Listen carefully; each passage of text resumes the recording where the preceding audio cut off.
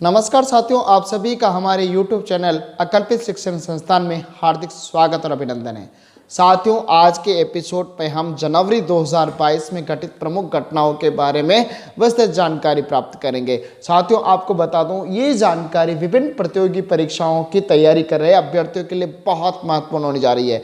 साथियों, क्योंकि विभिन्न प्रतियोगी परीक्षाओं में करंट अफेयर से संबंधित बहुत सारे प्रश्न पूछे जाते हैं और यदि आपको उन प्रश्नों को सहजता से सरल करना है तो हमारे वीडियो को ज़रूर देखें। हम 15 जनवरी 2022 से लेकर 22 जनवरी 2022 के बीच में घटित प्रमुख घटनाओं की जानकारी इस एपिसोड में देने जा रहे हैं। तो साथियों, ध्यानपूर्वक इस जानकारी को सुने।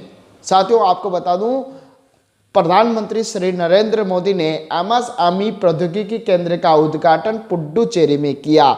सूक्ष्म लघु एवं मध्यम उद्यम मंत्रालय द्वारा स्थापित इस केंद्र की जो क्षेत्रफल है वो 10,000 एकड़ क्षेत्र में फैला हुआ है और इसकी जो लागत है वो 122 करोड़ रुपए लागत है और इसमें लगभग 20,000 युवाओं को प्रशिक्षित किया जाएगा और इसमें 2000 सूक्ष्म लघु एवं मध्यम उद्योगों को सहयोग दिया जाएगा।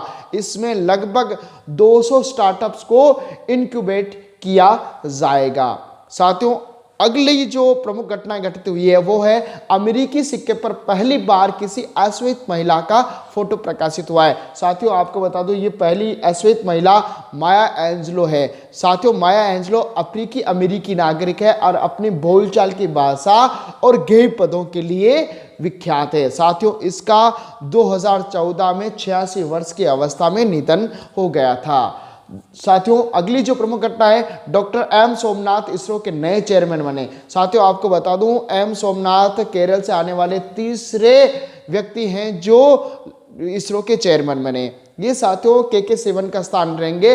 1985 में डॉक्टर एम सोमनाथ VSSC में शामिल हुए थे। साथियों, डॉक्टर सोमनाथ ने structural design, launch vehicle system, engineering, structural dynamic, mechanism designing, pyrotechnic में विशेषता हासिल कर रखी है। साथियों, अगली जो घटना है, कुलबंगी गांव बना भारत का पहला सैनिटरी नैपकिन फ्री पंचायत। साथियों, आपको बता दूं, केरल के कोच्चि जिले का कुलबंगी ग्राम पंचायत भारत का पहला सैनिटरी नैपकिन फ्री पंचायत बना है। साथियों, अबलकाई पहल के हिस्से के रूप में इसको शामिल किया गया है और पहली ग्राम पंचायत भारत की जो सैनिटरी नैपकिन फ्री पंचायत बनी है। साथियों, गगनयान रॉकेट के लिए क्रायोजेनिक इंजन का सफल परीक्षण किया गया है। साथियों, इसरो के द्वारा हाल ही में क्रायोजेनिक इंजन का सफल परीक्षण किया गया है। साथियों, 720 सेकंड के लिए इसका सफल परीक्षण किया गया था। साथियों, फिलीपींस पहला देश है जो ब्रह्मोस मिसाइल खरीदेगा। साथियों, भारत की ब्रह्मोस मिसाइल को खरीदने वाला फिलीपींस पहला देश बन गया है। ब्रह्मोस सौर आधारित सुपरसोनिक क्रूज मिसाइल सिस्टम आपूर्ति के लिए 37.49 करोड़ डॉलर रुपए के सौदे पर मुहर लगी है। साथियों, BrahMos aerospace private limited BrahMos missile की आपूर्ति करेगा। विश्व का सबसे बड़ा राष्ट्रीय ध्वज राजस्थान के जैसलमेर जिले में भारत पाकिस्तान सीमा पर लोंगेवाला में प्रदर्शित किया गया था। साथियों, आज़ादी के अमृत महोत्सव के अंतर्गत इस राष्ट्रीय ध्वज को प्रदर्शित किया गया था। साथियों, इस राष्ट्रीय ध्वज की लंबाई 225 फीट और चौड़ाई 150 फीट है। साथियों, इस राष्ट्रीय ध्वज का जो वजन है 1400 किलोग्राम इस राष्ट्रीय ध्वज का वजन है और साथियों 70 खादी कारीगरों ने 49 दिनों तक मेहनत करके इस राष्ट्रीय ध्वज को बनाया था और इसमें इस राष्ट्रीय ध्वज का अशोक चक्र है, उसका जो व्यास है वो 30 फीट इसका व्यास है और साथ ही इस राष्ट्रीय ध्वज के जो क्षेत्रफल है वह 33,750 वर्ग फुट इस राष्ट्रीय ध्वज का क्षेत्रफल है। साथियों, अगली जो घटना है, भारतीय नौसेना व रूसी सेना ने किया पैसेज अभ्यास। साथियों, भारतीय नौसेना और रूसी नौसेना ने संयुक्त पैसेज अभ्यास किया जनवरी 2022 में। साथियों, अगली जो घटना है वो राष्ट्रीय स्टार्टअप दिवस की घोषणा की गई है। साथियों, प्रधानमंत्री श्री नरेंद्र मोदी ने राष्ट्रीय स्टार्टअप दिवस की घोषणा की है और प्रतिवर्ष 16 जनवरी को राष्ट्रीय स्टार्टअप दिवस मनाया जाएगा। साथियों, आज़ादी के अमृत महोत्सव के हिस्से के रूप में राष्ट्रीय स्टार्टअप दिवस की घोषणा की गई है। इसमें 6 समूह बांटे गए हैं और 6 समूह में 6 विषय ले गए हैं। 6 विषय कौन कौन से आपको बता दूं, जड़ से बढ़ना, डीएनए से कुतरना, स्थानीय से वैश्विक तक, भविष्य की तकनीक और निर्माण में चैंपियन, सतत विकास, ये 6 विषय निर्धारित किए गए हैं। और इसमें राष्ट्रीय स्टार्टअप दिवस की घोषणा भी की गई है, जो कि प्रति 16 जनवरी को मनाया जाएगा प्रतिवर्ष।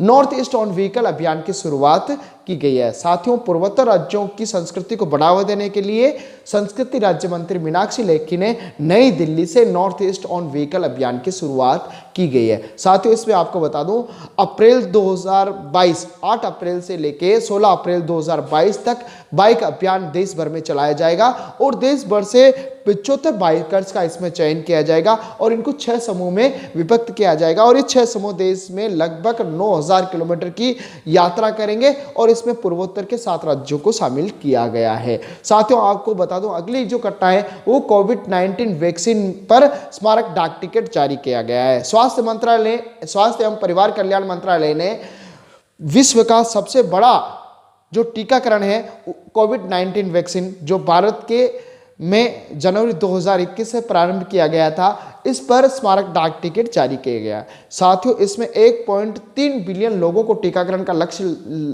निर्धारित किया गया है। साथ ही एक दिन में इस अभियान में 2.5 करोड़ लोगों को टीकाकरण करके एक विश्व रिकॉर्ड भी बनाया गया है। साथियों, इसके साथ ही 66 मिलियन खुराक का निर्यात भी भारत ने किया है। साथियों, आपको बता दूं, इंडोनेशिया ने अपनी नई राजधानी नुनसतारा को घोषित किया है। साथियों, इससे पहले इंडोनेशिया की राजधानी जकार्ता थी और 2019 में इंडोनेशिया के राष्ट्रपति जोको विडोडो ने इसकी घोषणा की थी। साथियों, इस राजधानी के विकास के लिए और यहाँ सरकारी भवनों के निर्माण के लिए 33 बिलियन करोड़ डॉलर खर्च किए जाएंगे और इसके लिए लगभग 2,56,142 हेक्टेयर भूमि का आवंटन किया गया है। साथियों, आपको बता दूं, स्टार रेटिंग सिस्टम की शुरुआत पर्यावरण मंत्रालय ने शुरू की है। साथियों, इसके तहत विभिन्न राज्यों को रैंक दी जाएगी और बेहतर कार्य करने के लिए राज्यों को प्रोत्साहित किया जाएगा और जो राज्य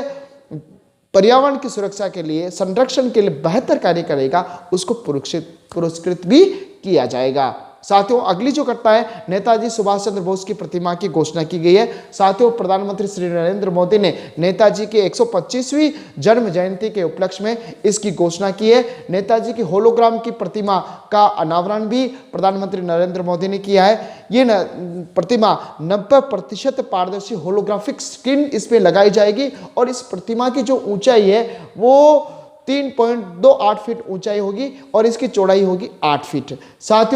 साथ ही आपको बता दूं, अमर जवान ज्योति पहुंची शहीद स्मारक। साथियों, 50 वर्ष से अमर जवान ज्योति जो कि इंडिया गेट पर जल रही थी, उसको शहीद स्मारक में हस्तांतरित किया गया था। साथियों, 1971 में भारत पाक युद्ध में के दौरान इस योजना को, इस अमर जवान ज्योति को प्रारंभ किया गया था। भारत पाक युद्ध में मारे गए भारतीय सशस्त्र बलों के शहीद और अज्ञात सैनिकों की याद में इस अमर जवान ज्योति को प्रारंभ किया गया था। और साथियों, इस अमर जवान ज्योति को इंडिया गेट से शहीद स्मारक में ट्रांसफर कर दिया गया, हस्तांतरित कर दिया गया।